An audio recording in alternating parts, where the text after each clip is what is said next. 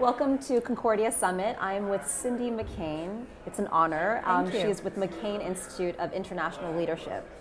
So thank you for being here. Can you tell us about the mission of the McCain Institute? We'll just start there. Well, we really have two missions. The first one, of course, is to mentor and guide and educate young leaders from around the world.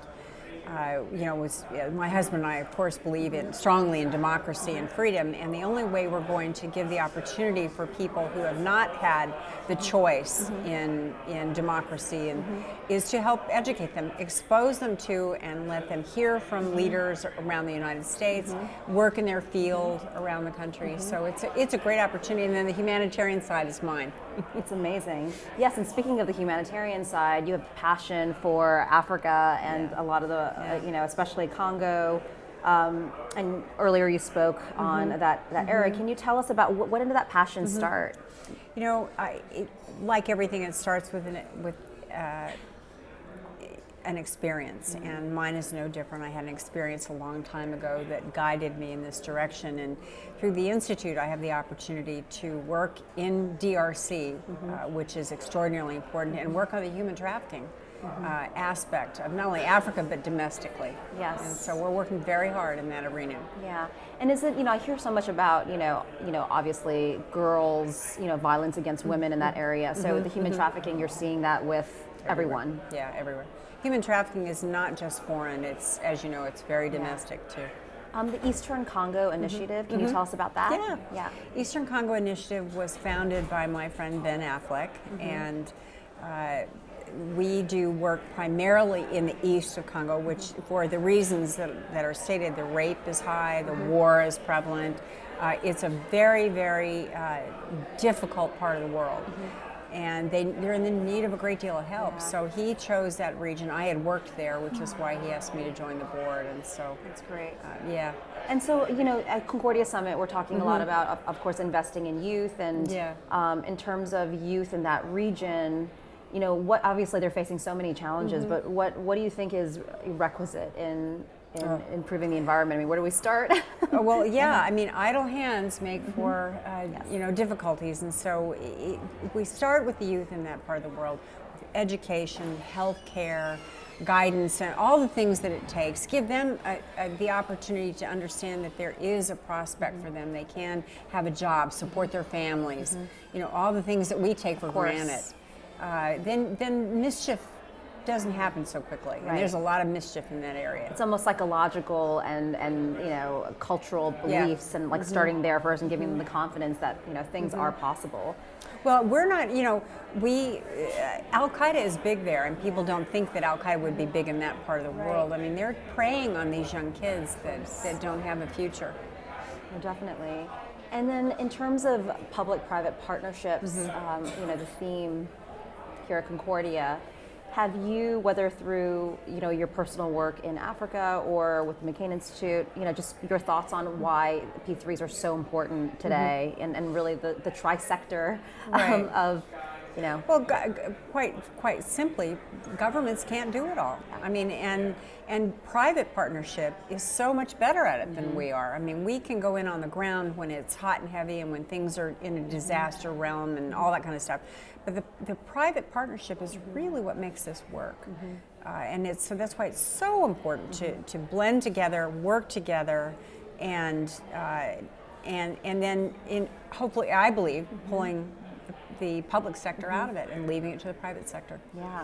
Yeah, and it's getting private businesses to think about solving problems of the world. They need to think differently. Absolutely, They need to be more global in that respect. It's exciting. I mean, like talking to Google, head of Google Giving, to HP's head of social innovation, and it seems like most American corporations are realizing and doing something about. Well, certainly the younger ones. I mean, this is a lot of youth-related evidence of why the younger generations are so active in this. I mean, Google's a perfect example of that.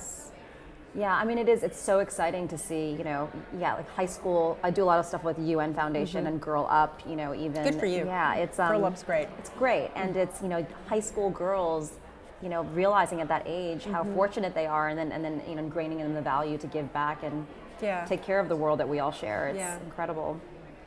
So speaking of women and girls, I've got to bring that topic Yeah, up. absolutely. It's really an exciting time for women It in is. leadership. It's So very I exciting. often say I think we're in a new era of a women's movement, where women have been for a while now juggling careers and home life, and just any thoughts on that in terms of women today and leading? I knew that we were headed in the right direction when the 3 Nobel Peace Prize winners were from Africa and were all women. Yes. I celebrated as hard as they did that day. It was remarkable. And you see the evidence of it. I mean, you see real change happening in Africa as a result of this, because women are taking over. Yeah. Quite frankly, they're done with the wars. They're done with this. And I'm all for that. I think women do a good job anyway. Yes, exactly. Yeah, no, it's actually Malala. I actually met her the other day, and I almost fell over when I did. Oh, gosh. She's just, they just launched the Malala Fund. Yeah. And no, it's just so extraordinary. Talk about strength. Absolutely. And just, I guess the final thing is, we talked about your passions. Is there one specific project right now that you are, just so passionate about? Well, I'm very, very, very concerned about domestic human trafficking, and have just completed a task force appointed by our Arizona governor to change the ways. We're going to enact legislation that's going to stop it in Arizona and make Arizona a flyover state for this stuff. But people believe that human trafficking is, that happens in Cambodia, that happens in Africa. Yeah. It doesn't. It's very prevalent in the United States. And so my domestic task right now is it's awareness of the issue. I mean, and of course for me too, I have to say, I'll be remiss without saying this. My international passion, aside from a lot of the things we talked about, is of course rape. Yes. The rape issue, and it systematically being used throughout the world as a tool of a weapon. It's a weapon. It's a tool. It's everything. It's repugnant to even really think about is. this.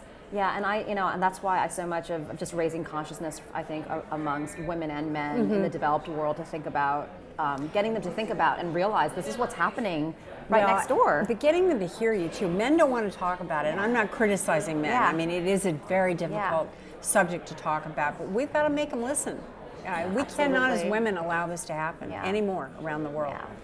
I know. I believe that. I mean, I'm hopeful that as we reach more gender balance in leadership in governments and companies, that women's issues like rape will be tackled faster. And it needs to be tackled as a planet. I mean, this is not just 1, 2, 3 countries. We need to approach this from a global perspective. Sure. Yeah. No, I'm very passionate. Good for you. Yeah, about we need all your of help. that. Good for you. Definitely. Good for Wonderful. you. Well, thank you so much. It was such an honor to have the time with My you. pleasure. My really pleasure. an honor. Thank you. Thank you so much.